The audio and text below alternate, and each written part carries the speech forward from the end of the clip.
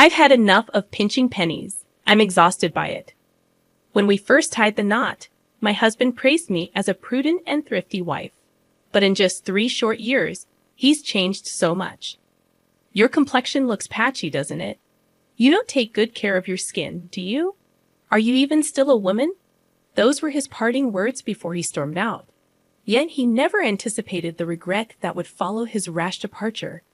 Nor did he bother to ask the most important question. My name is Madison, and at 31, I hold down a full-time job. It's been a year since I divorced my husband, who is 3 years my senior, after he left me for another woman. We were married for just 3 years. Even before our marriage, I harbored ambitious dreams, and together, my husband and I worked diligently towards them, leading a modest life, never squandering a cent. You're remarkable for your age, so disciplined and frugal. My husband used to marvel, observing the steadfastness with which I managed my affairs. He was quick to envision a future together. Within a year of courtship, he proposed, and we became husband and wife. Yet, I kept my most cherished dream concealed, deeming it too far-fetched to share. I feared his ridicule if I were to divulge it. Instead, I engaged him in our frugality game, meticulously managing our finances without disclosing the ultimate purpose. As time passed and our marriage matured, my husband underwent a subtle transformation. You still meticulously track every penny. You spend so much time with those account books. He jest, poking fun at my thriftiness. It's almost refreshing to find an error. He'd add with a smirk, while I found solace in the precision of my records, treating it like a personal challenge. Unfazed, my husband would retreat to his phone, leaving me to my calculations. When our daughter arrived, I took on a part-time job as a newspaper delivery person to supplement our income. My early morning departures irritated my husband, but our daughter slept soundly, as if she sensed the importance of my endeavor, my dream. Through rigorous economizing and additional work, I steadily grew our savings until they reached a point where my husband couldn't scoff when I finally revealed my dream to him. "Listen, honey, there's something I need to talk to you about," I began, ready to finally share my long-held dream with my husband. But before I could say another word, he cut me off with a strange irritation in his voice. "Shut up! Are you going to lecture me about saving money again? Every day, it's save this, save that. It's getting old," he snapped. It wasn't news to me that he had grown increasingly annoyed with my frugality over the years. Sensing his frustration, I had refrained from mentioning anything about saving money for quite some time. But it seemed even the mere presence of my efforts to eliminate waste had become suffocating for him. "You act like you've achieved something when you've done nothing. What's with that smug look?" he continued, his words cutting deep. As he criticized me, I couldn't help but think how all the qualities he once admired about me had now become faults in his eyes.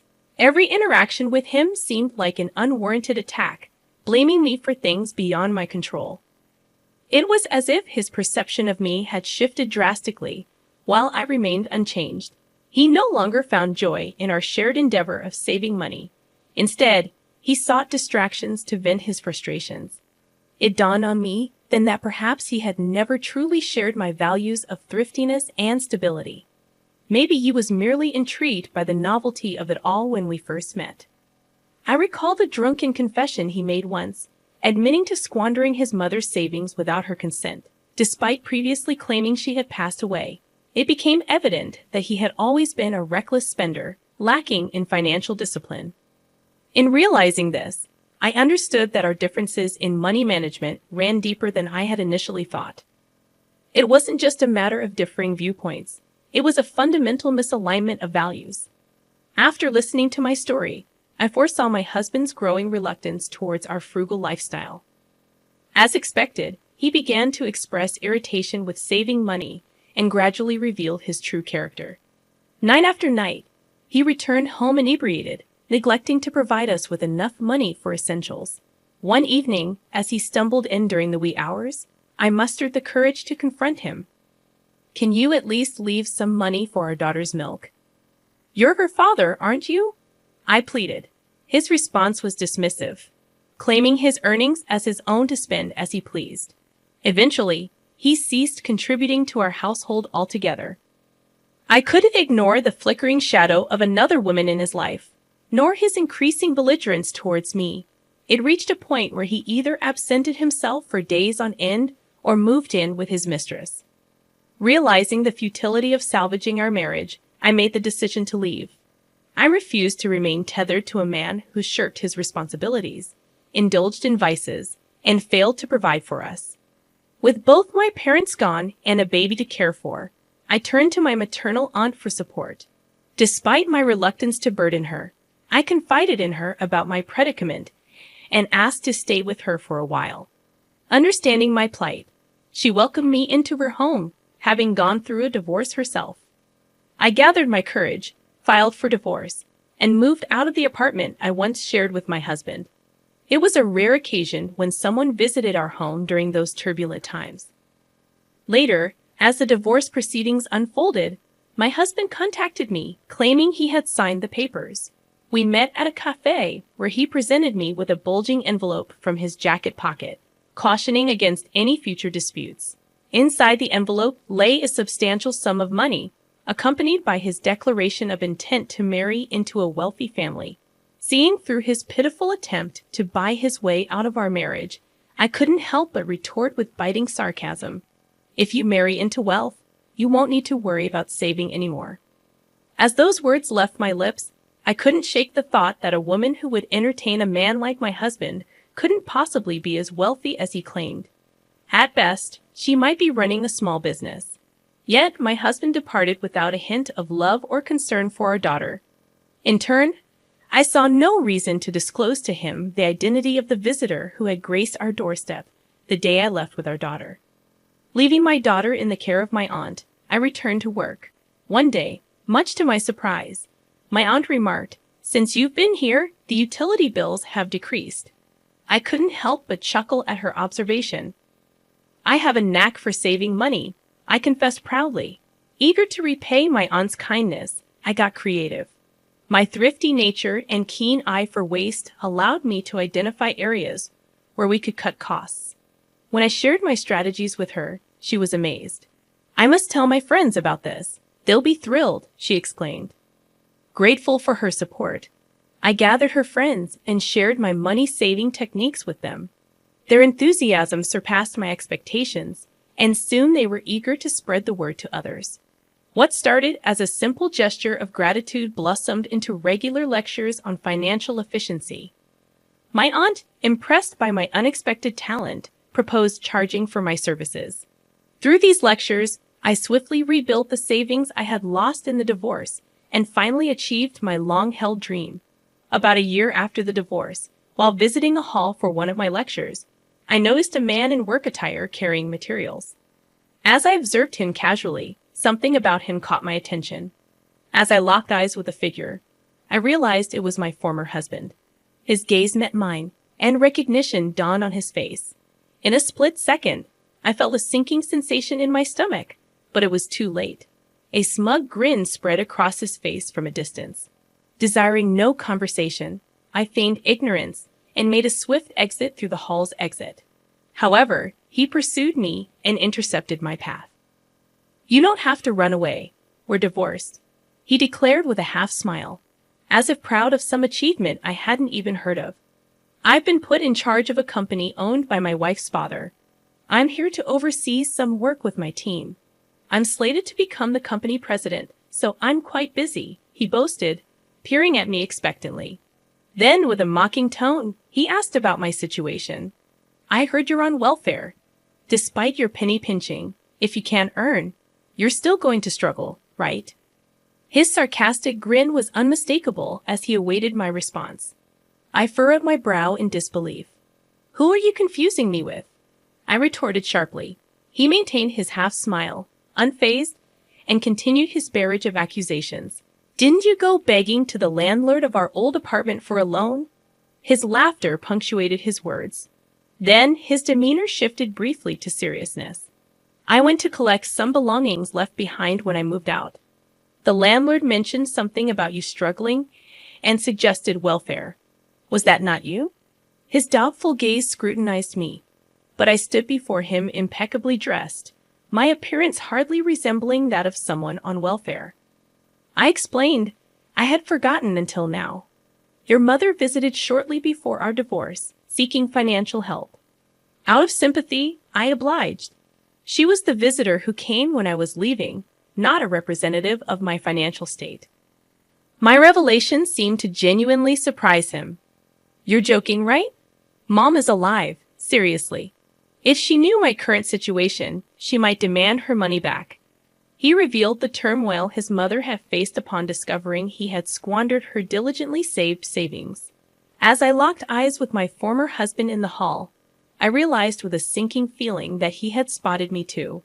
Before I could slip away, his grin widened, and he hurried over to intercept me. No need to run off.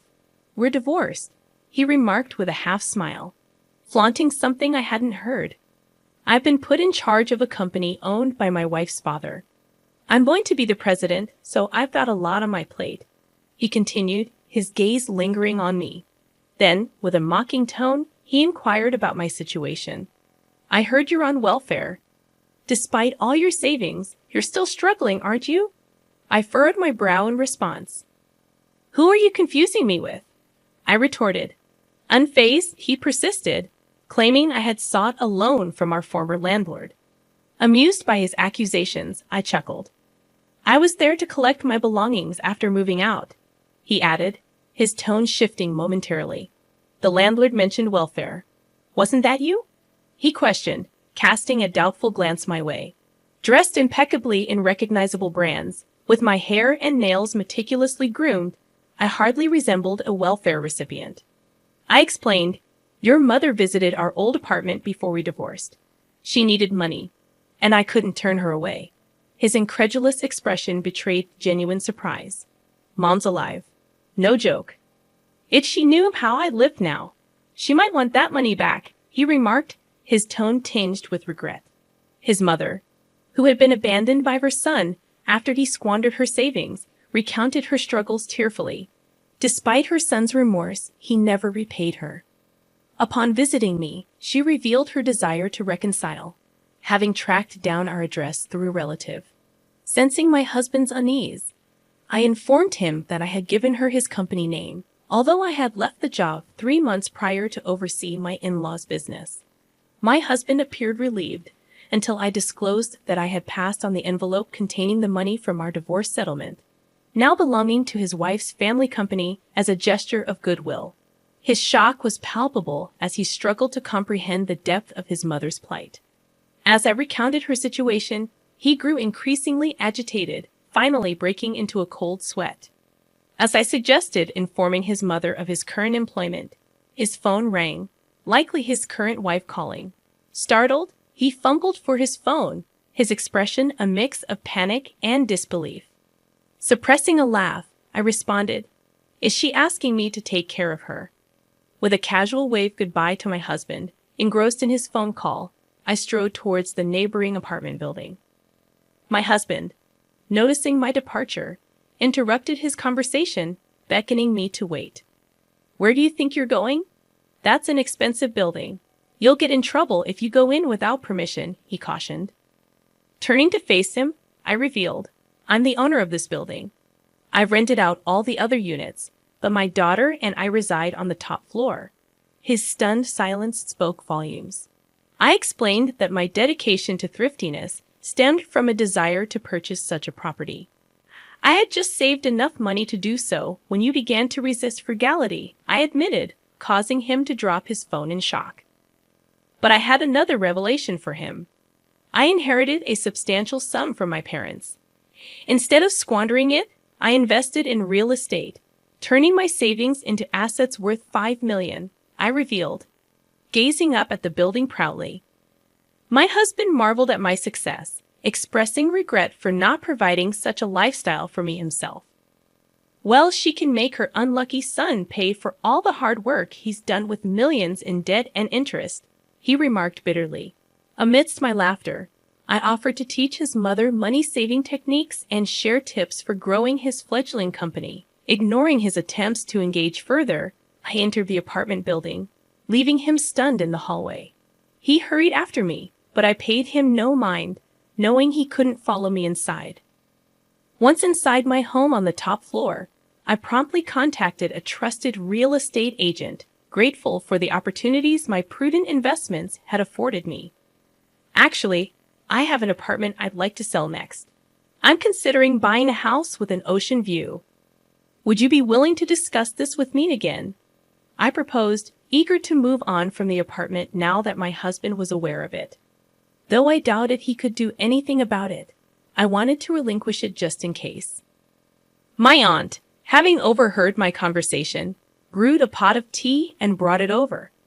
I also invited the woman who had been caring for my daughter, and the three of us sat together, discussing our plans for the future amidst laughter and camaraderie. As for my husband, I never encountered him again in the hallway next to the apartment where we crossed paths. Instead, I noticed a different man overseeing the proceedings, an older gentleman. Perhaps my husband faced consequences for his actions towards his mother, or perhaps he simply moved on. Either way, it was no longer my concern. I resolved to focus on my work and continue raising my daughter in the company of trustworthy individuals who truly cared for us. With a sense of liberation and optimism for the future, I embraced the next chapter of my life.